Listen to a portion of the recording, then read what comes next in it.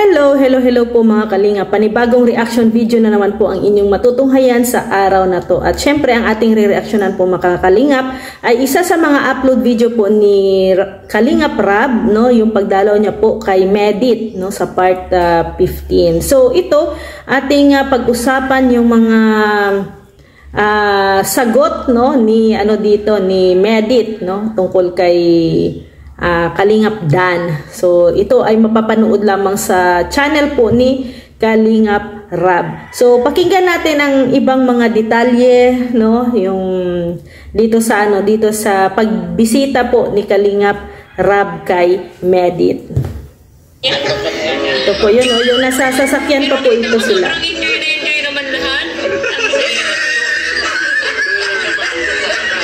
Masaya sa kasi Jomar.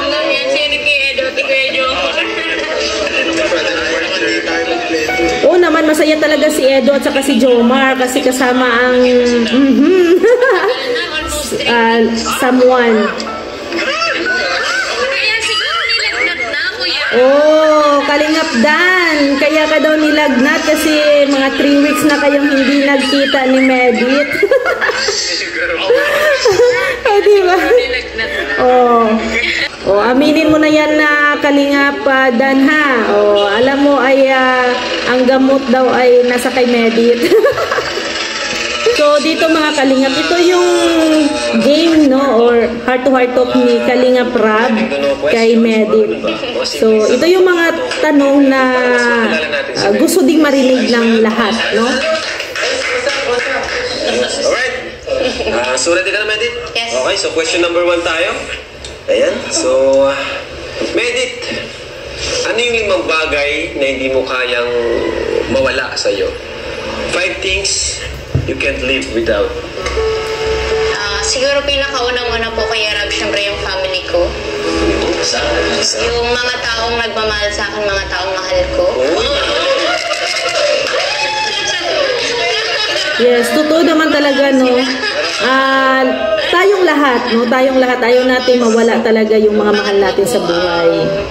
Syempre po yung mga mga bagay na makakatulong po sa family ko. Gaya ng mga yung mga kinitinda namin. Aking Medit, Ayan. What attracts you the most? Yung mindset po, yung wisdom niya sa buhay. Wisdom? Tapos Mayroong si Dan yan. dapat yung bango. Ay, nako. Number 1, si Dan dyan, mabango. Oh, mabango si Kalingap Dan. Kaya yung hinahanap ni Medit na kay Dan na. Saan na gusto mong ma-travel? Japan. US po. Tapos USA? Netherlands. Ikaw, bro. Lagyan mo lang dito. Dito na lang.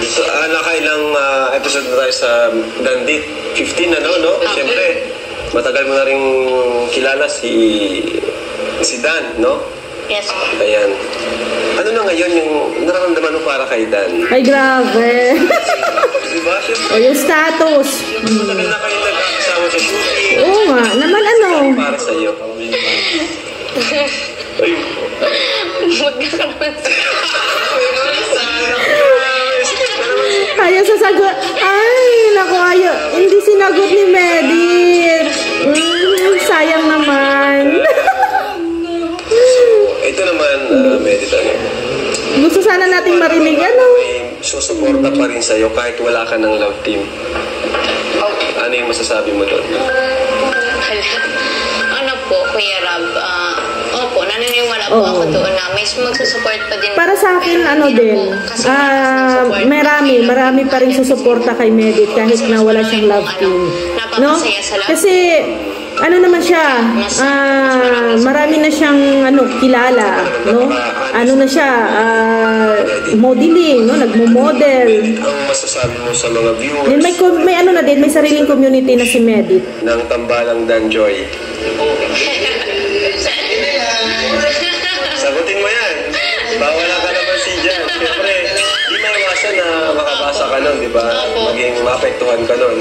Ano yung masasabi masasabi mo doon? Sa akin po, Kuya Rab, personally po, hindi naman po ako masyadong naapektuhan doon sa mga pinupush nila. Pero mas naapektuhan po ako, tapos mas naawa po ako doon sa mga fans namin ni Sir Dan, na sobra talaga pong mahal na mahal kami at ayaw mawala ang dahil. Isa yan sa number 1 na maapektuhan. Ano?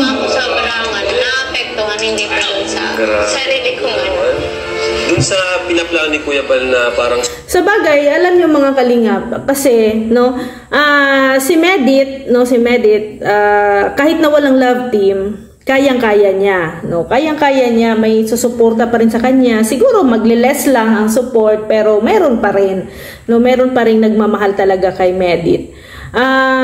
Pero yun nga lang, no, if ever na mangyayari man, no, na ipupush talaga yung bagong yung parang plano na, or hindi naman plano, yung mga haka-haka ng mga ibang mga supporters na tungkol nga kay Joy at kay Dan. Siguro ang una talagang maapektuhan yan ay yung mga solidong nagmamahal sa kay Dan at saka kay Medit, sa Dandit. Sila yung lubos talaga na maapektuhan. Sila Kalingap Dan, okay lang naman yun, no? Kasi kahit sinong ipapartner sa kanila ay magkakaroon pa rin sila ng supporters. Okay din kay Medit, no? Kung magkaroon din ng bagong tambalan si Medit, no? So may susuporta pa rin. Pero paano naman po yung feelings, no, ng mga supporters, viewers, lalo na mga seniors, no, na minahal sila. So isa ito sa mga concern ni Medit, no, nila Kalingap Rab, ni Kalingap Dan, no, yung mga viewers na 100% talaga na minahal sila as Dandit, no. Kaya minsan ay no, ibalanse din natin syempre, na walang masasagasaan, walang masasaktan, no. So, kay Medit, no, wala namang problema kay Medit actually, kasi alam niya naman at ramdam niya naman na kahit wala siyang ka-love team, no, may susuporta talaga sa kanya. Ganon din kay Dan, no, may susuporta din kay Dan kahit na walang love team. Dun sa pinaplano ni Kuya Bal na parang serye, sila magbibida, hindi naman talaga love team. Ano masasabi mo doon? Okay lang naman po. Kasi po yun, tawag dyan, bilang parang professionalism po, hindi naman dapat gawing malaking trabaho, kumbaga. Yung mga bagay na hindi naman talaga dapat. Pero nakaramdam ka ba ng kahit konting selos? Konting selos? Siyempre di maiwasan yung kalagting niya yun. Yes. Kalagting niya yun, siyempre.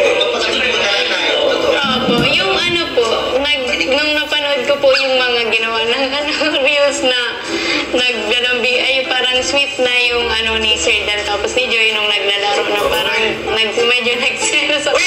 Ayun. Nagselos, umami na talaga si Medit nagsiselos, pero it's okay, no? Normal yun. Tayo nga na viewers nagsiselos. Siya pa. Pero at least na inamin ni Medit. Ano man, Medit, yung katangian na gustong-gusto mo kay Sir Dan? Sobrang niya po, sobrang honest talaga. Yes, totoo yan. Maraming beses ko na-test yung honesty niya sa lahat ng bagay. Totoo yan, kasi kung ayaw talaga ni Dan, ayaw niya. Kung gusto pa ni Dan, sabihin niya talaga sa'yo. Orado Kalampitos?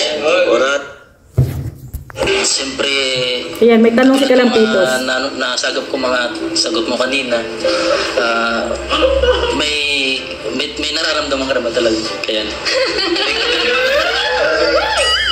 Hindi yung pwede kasi nagkalamansi na siya eh. Hindi siya nagkalamansi. Para lang makalusot. Malay mo makalusot si Kalampitos. Ay, sayang, hindi tinagot. Siyempre bilang isang orado, nagustuhan ko yung mga tanong ni Medit. Napaka-totoo niya. O sagot niya, napaka-intact yung sagot. Napaka-honest. Pero bilang orado, mayroon akong tanong kay Medit ngayon. Medit, gaano mo ka... Natanong mo ka kanina pa. Okay lang, Kuya Bobby. Medit, tanong ako sa iyo. Alam ko kaya mo sagutin to. At saka mas natutuwa yung mga viewers kapag sinagot mo to.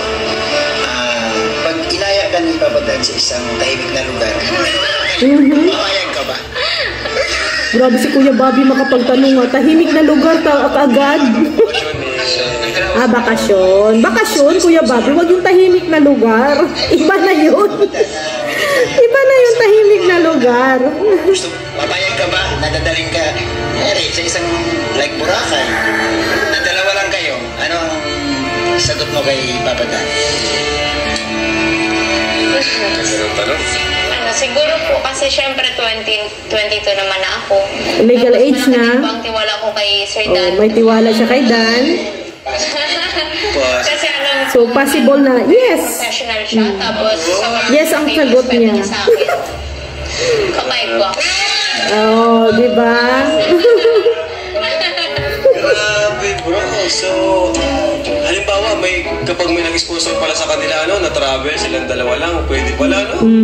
Kasi payag si Medit, okay ba yun pag may nag-sponsor, gano'n? Oo naman. Pero mas prefer ko pa din po na kasama po kayo. Para mas masaya.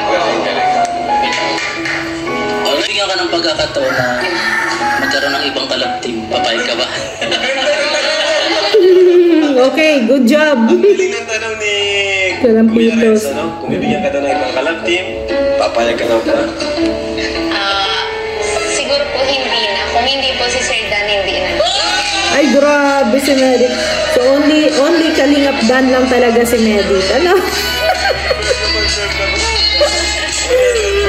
Ano kaya ang masasabi ni Kalingap Dan dito? Layo sa mga sagot, no? Sa mga sagot ni Medit dito sa kanya. Siyempre, may question. Kaldol, ikaw ang ni Sir Dan, papayag ka ba?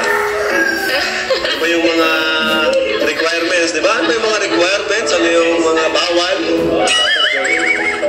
Siguro po pag nakapasok siya sa standard ko. Ay, grabe. So, dapat may standard, no? May standard si Medit. Ano yung pinaka-standard mo, Medit? Ano yung hinahanap mo sa isang lalaki? Yung ano na po, focus na siya sa long term. Yung focus na talaga sa pinaka-goal. Alright, so ito na ang huling horado natin. Wow! Grabe yung tanong ni Sarah. Parang pwede mong i-ano yan. So kanina, kung daw si Medit, no, kung kunwari, no, may kalab team siya. So sabi niya, kung hindi daw si Papa Dan, o si Kalingap Dan, hindi na lang. Baka pa, siguro ito lang. So, if ever na mayroon naman daw kalab team si Kalingap Dan, payag ba daw si Medit? No? Pahirap yung mga tanong nyo. Anong nangyayari? Kontento ka pa rin hanggang ngayon bilang isang beneficiary or you are planning to become a vlogger na rin ba? Sa ngayon po, Kuya Rob, ina-enjoy ko po yung pagiging Kalingap Angels. Wow! Pero, nag-look forward din po ako na soon, someday, makagawa din po ako ng YouTube channel kasi mahilig din po ako sa charity. Yes. At saka si Medit, na din siya yung sa SOCMED, nasanay na din siya sa social media kasi, di ba, sa Facebook page niya, doon talaga siya nagsimula sa Facebook Pero this page. time, parang okay ka pa sa Kalingap Angels. Ayun. Okay na ba? Ikaw, Medit. So mga Kalingap, panoorin nyo po sa channel ni Kalingap Rob ang buong detalye ng kwentuhan, no? At heart to heart talks po nila ni Medit po, no? At please pakisuportahan din po ang channel ni Kalingap Dan, no, mga Kalingap. At please wag nyo din pong kaligtaan, suportahan, no, ang ama ng Kalingap, si Kuya Val Santos Matubang, Ate Edna Vlogs, Kalingap Rob, at syempre si Rex Vlog. Maraming salamat po mga Kalingap. God bless sa ating lahat. Bye!